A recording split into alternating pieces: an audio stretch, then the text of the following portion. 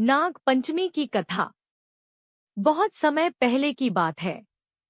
एक छोटे से गांव में गौरी नाम की एक गरीब लेकिन बहुत धार्मिक लड़की रहती थी।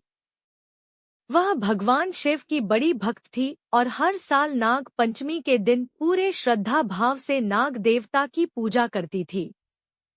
एक वर्ष नाग पंचमी के दिन गांव में बहुत तेज बारिश हुई। सभी लोग अपने घरों में चले गए।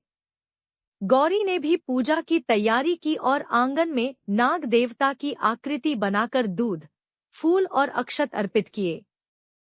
पूजा करते समय उसने हाथ जोड़कर कहा, हे नाग देवता, मेरे परिवार और पूरे गांव की रक्षा करना। सभी के घर में सुख शांति देना। उसी रात गौरी ने देखा कि उसके घर के बाहर एक सांप बैठा हुआ है। घर के लोग डर गए, लेकिन गौरी ने सबको शांत किया। उसने दूर से हाथ जोड़कर कहा, आप नाग देवता का स्वरूप हैं। हम आपको कोई नुकसान नहीं पहुंचाएंगे। अगली सुबह वह सांप वहां नहीं था। लेकिन गांव में एक बड़ी मुसीबत आ गई थी। लगातार बारिश के कारण गांव के पास की नदी का पानी तेजी से बढ़ने लगा था। तभी गांव के कुछ लोगों ने देखा कि नदी के किनारे एक बड़ा सांप रास्ते पर बार बार फन उठाकर लोगों को एक दिशा में जाने से रोक रहा है। लोगों को समझ नहीं आया कि वह ऐसा क्यों कर रहा है। गौरी को पिछली रात की घटना याद आई। उसने गांव वालों से कहा, शायद नाग देवता हमें किसी खतरे से सावधान कर रहे हैं। गांव वालों ने उसकी बात मानी और उस रास्ते से आगे नहीं गए।